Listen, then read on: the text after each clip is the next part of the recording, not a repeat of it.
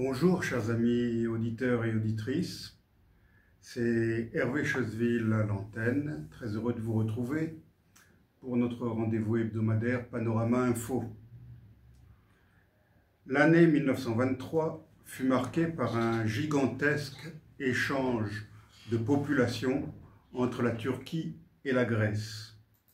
Cette opération, durant laquelle les populations concernées n'avaient été nullement consultées, était la conséquence du traité de Lausanne, qui avait mis fin à la guerre gréco-turque de 1919-1922. D'une part, plus d'1 million de chrétiens orthodoxes qui vivaient depuis des siècles, voire des millénaires, sur le territoire formant l'actuelle Turquie, fut déraciné et chassé de ce territoire, un nouvel État issu de la dislocation de l'Empire ottoman à la fin du premier conflit mondial. D'autre part, des centaines de milliers de musulmans grecs furent contraints d'aller s'installer dans ce nouvel État turc, dont parfois ils ne parlaient même pas la langue. Ces populations orthodoxes et musulmanes ont été déplacées de force, perdant leur citoyenneté et leurs racines culturelles du jour au lendemain. Les critères de cet échange inhumain étaient basés sur la religion et non sur l'ethnicité. La majorité des musulmans de Grèce n'étaient pas turcs, mais avaient pour origine diverses contrées autrefois administrées par l'Empire ottoman. La majorité des orthodoxes de ce qui était devenu la Turquie n'avaient aucun lien avec la Grèce et souvent n'y avaient même jamais mis les pieds. Cet échange était justifié par l'idée que les chrétiens et les musulmans ne pouvaient pas coexister pacifiquement. Les personnes échangées ont souvent été incapables de communiquer dans leur nouveau pays, car elles venaient de milieux linguistiques différents. Des endroits comme Thessalonique et la Crète, où chrétiens et musulmans avaient cohabité pendant des siècles, ont été quasiment vidés de leurs habitants. Cet échange de population a eu des répercussions profondes sur l'identité nationale des deux pays. En Turquie, cela a contribué à la construction d'une identité nationale homogène et d'un État-nation, ce qui était en fait le but recherché par Mustafa Kemal Atatürk, le fondateur de la Turquie moderne. Entre 1944 et 1950, environ 15 millions d'Allemands ont perdu leurs terres ancestrales. Une partie d'entre eux avait fui l'armée rouge, l'avancée de l'armée rouge, en 1944-1945, alors que s'écroulait l'Allemagne nazie.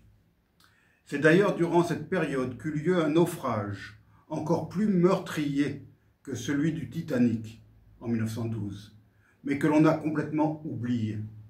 Le 30 janvier 1945, le paquebot Wilhelm Gustloff, qui tentait de rallier Hambourg depuis la Prusse orientale, fut torpillé de nuit par un sous-marin soviétique. Il mit près d'1 heure à couler. Ce naufrage, considéré comme l'une des plus grandes catastrophes maritimes de l'histoire, fit un nombre de victimes estimé entre 9 000 et 10 000 personnes, essentiellement des civils qui tentaient de fuir l'avancée de l'armée rouge en Prusse orientale. La majorité de ces victimes, dont de très nombreux enfants, a péri par noyade ou hypothermie dans les eaux glacées de la Baltique. Le romancier Günter Grass, prix Nobel de littérature 1999, évoqua le naufrage du Wilhelm Gustloff dans un ouvrage dont la version française a été publiée par Le Seuil en octobre 2002 sous le titre « En crabe ». Mais la plus grande partie des Allemands, contraints d'abandonner leurs terres, fut expulsée de force après la fin de la guerre et la modification des frontières orientales de l'Allemagne. Jusque-là, ces Allemands vivaient dans ce qui était la Prusse et qui, du jour au lendemain est devenue la Pologne et même l'Union soviétique.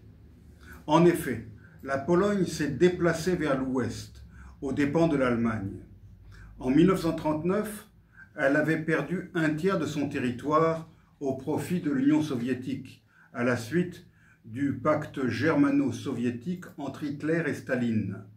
Ce tiers-là de la Pologne ne lui a jamais été restitué une fois le pays libéré après la fin de la Seconde Guerre mondiale. Il fait à présent partie de la Biélorussie et de l'Ukraine. Sans doute à titre de compensation, la plus grande partie de la Prusse orientale ainsi que la Silésie et la Poméranie ont été attribuées à la Pologne lors des accords de Potsdam entre les États-Unis, l'Union soviétique et le Royaume-Uni. La frontière actuelle séparant l'Allemagne de la Pologne, qui n'est située qu'à 80 km de Berlin, est délimitée par le fleuve Oder, qui se jette dans la mer Baltique, et par son affluent, la Neisse. C'est ce qu'il a été convenu d'appeler depuis 1945 la frontière Oder-Neisse, une frontière que l'Allemagne eut beaucoup de difficultés à reconnaître lors du processus de réunification de 1990. Le tiers nord de la Prusse orientale avait en outre été attribué à l'URSS. C'est ce que l'on appelle de nos jours l'exclave de Kaliningrad, le nom que les soviétiques donnèrent à Königsberg, la capitale de cette province prussienne, patrie du philosophe Kant. Elle fait à présent partie de la Fédération de Russie, ce qui n'est pas sans poser de sérieux problèmes sécuritaires aux pays voisins, à l'Union européenne et à l'OTAN.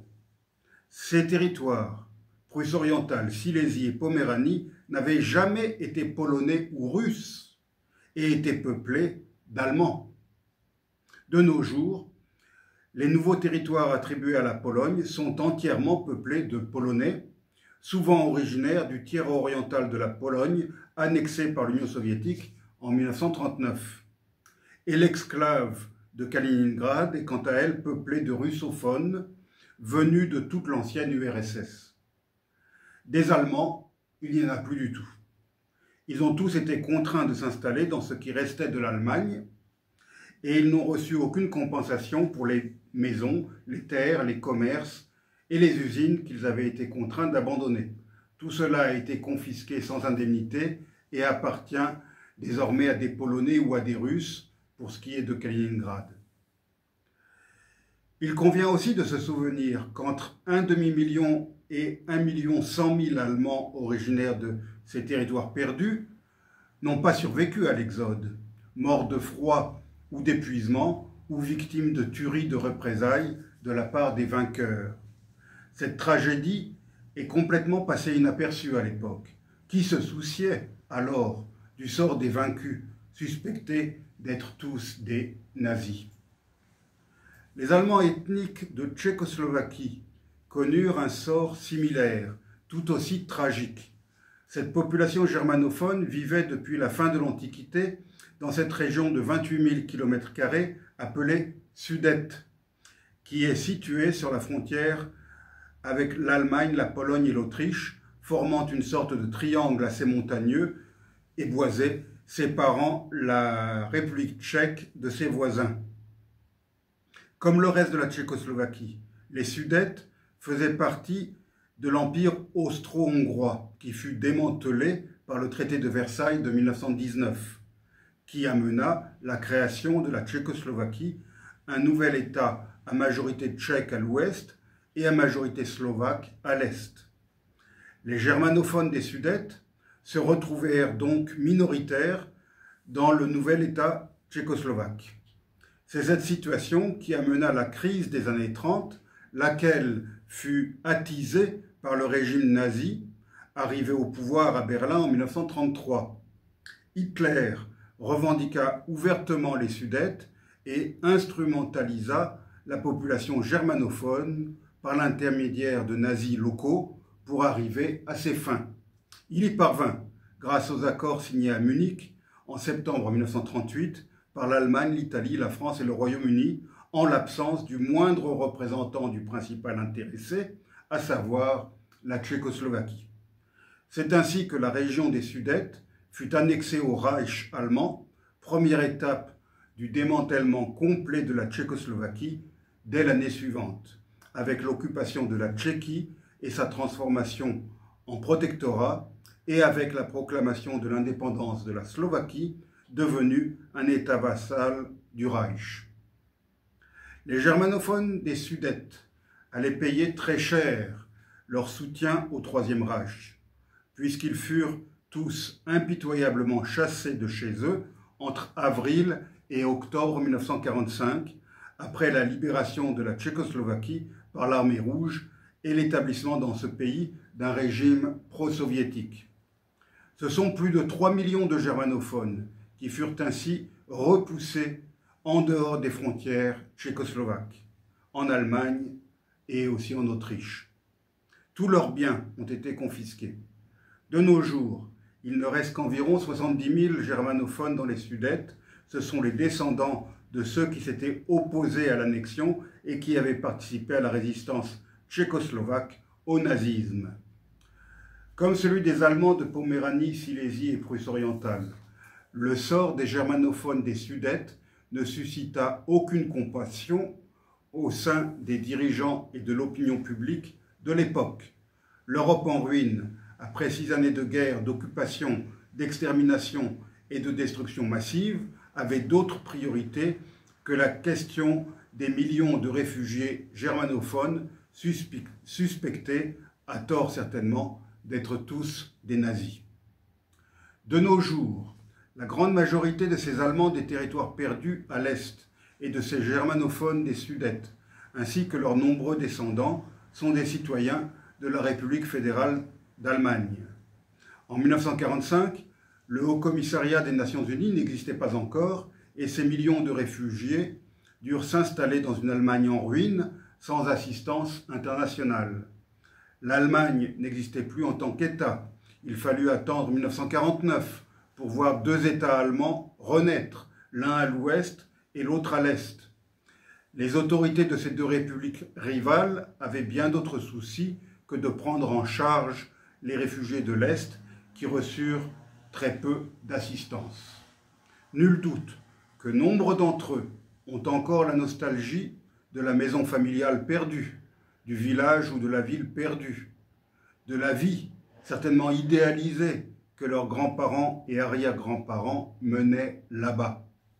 Cette nostalgie a été transmise de génération en génération et elle continuera à l'être encore longtemps. Mais l'Allemagne du XXIe siècle a abandonné depuis longtemps la moindre revendication sur ces territoires qui font désormais partie de la Pologne, de la Russie et de la Tchéquie. Voici ce qui fut décidé à la conférence de Potsdam de 1945 qui scella le sort de ces populations. Je cite : « Les 3 gouvernements, après avoir considéré la question sous tous les aspects, reconnaissent que le transfert vers l'Allemagne des populations allemandes restant en Pologne, en Tchécoslovaquie et en Hongrie doit être entrepris. Ils s'accordent sur le fait que ces transferts devront se faire de manière ordonnée et humaine. » Fin de citation. On a vu ce qu'il en a été de l'aspect humain de ce transfert.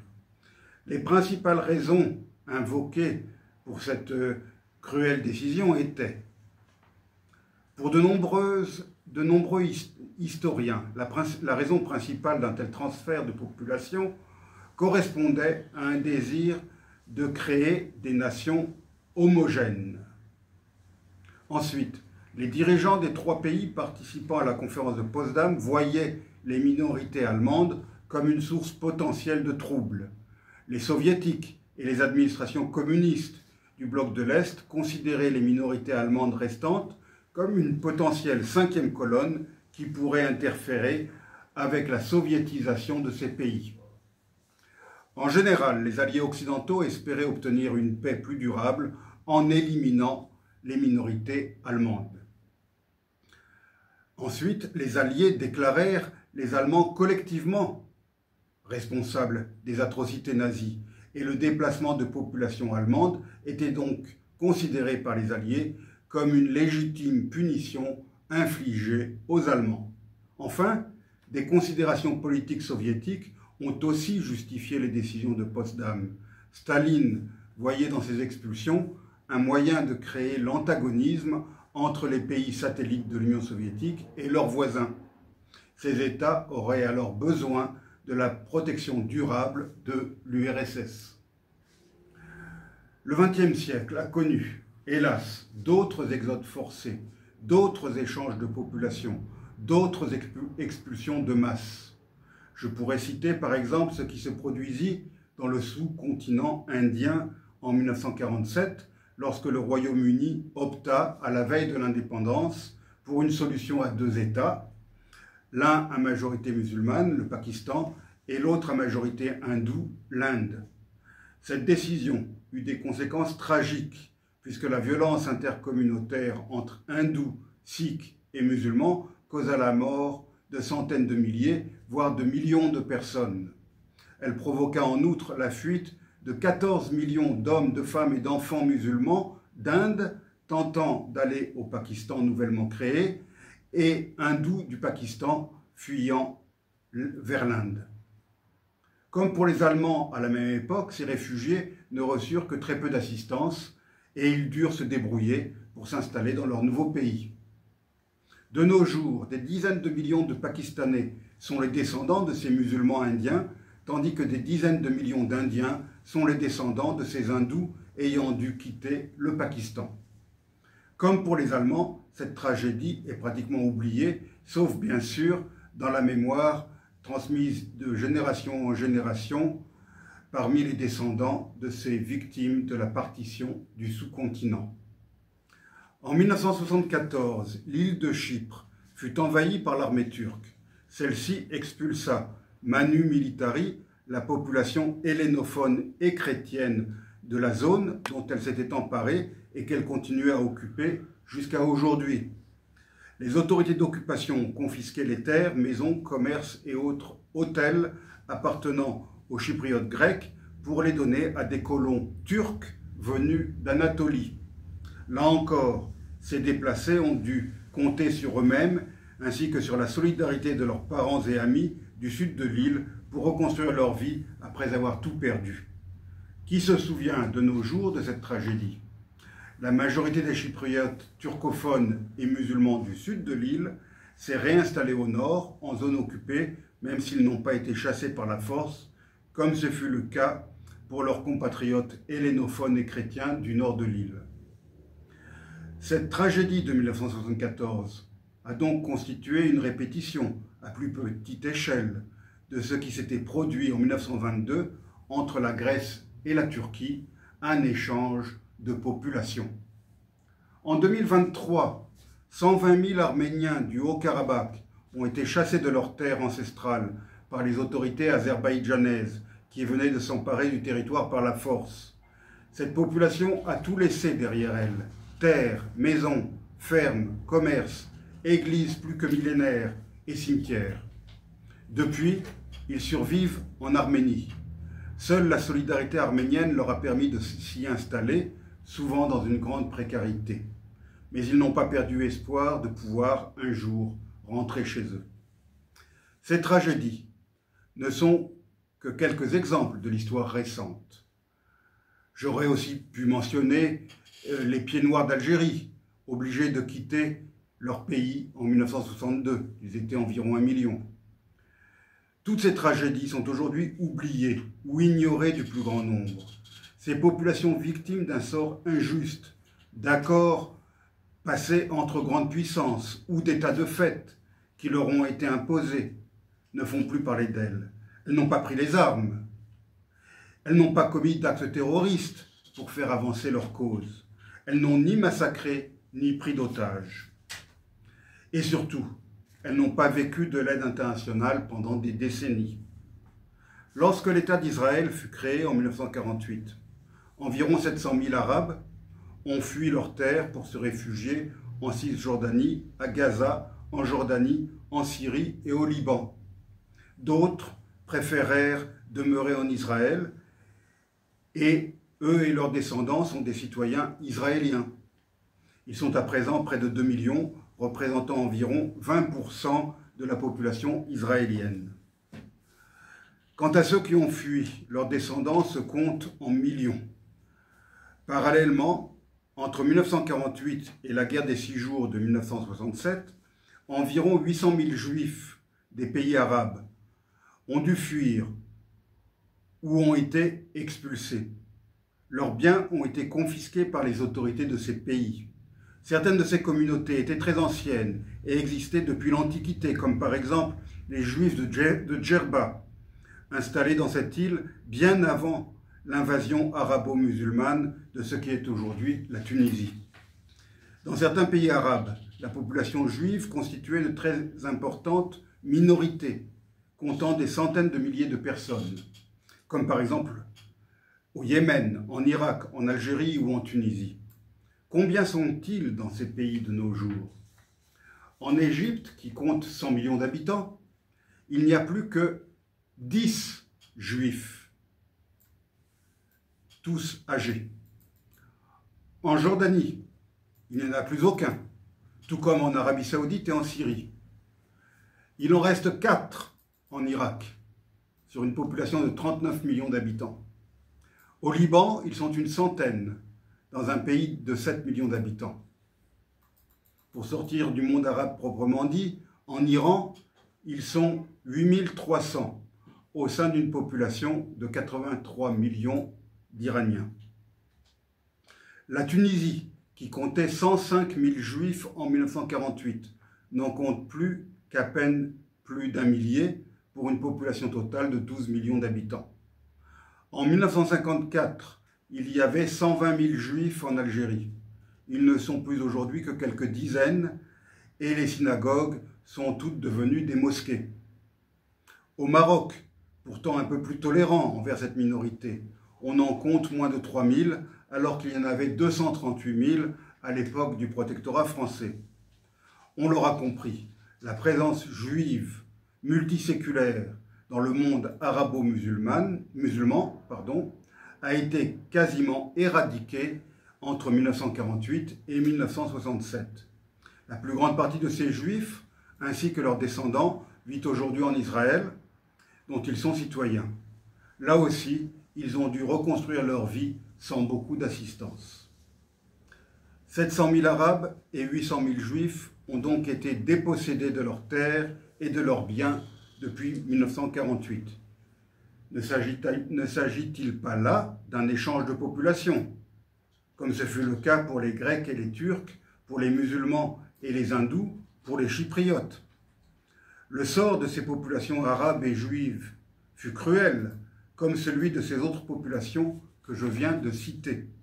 Pourtant, alors même que l'on ne parle plus des Juifs chassés du monde arabo-musulman, la question des Arabes dits palestiniens continue à faire la une de l'actualité, 8 décennies après la proclamation de l'État d'Israël sur la terre des anciens Hébreux.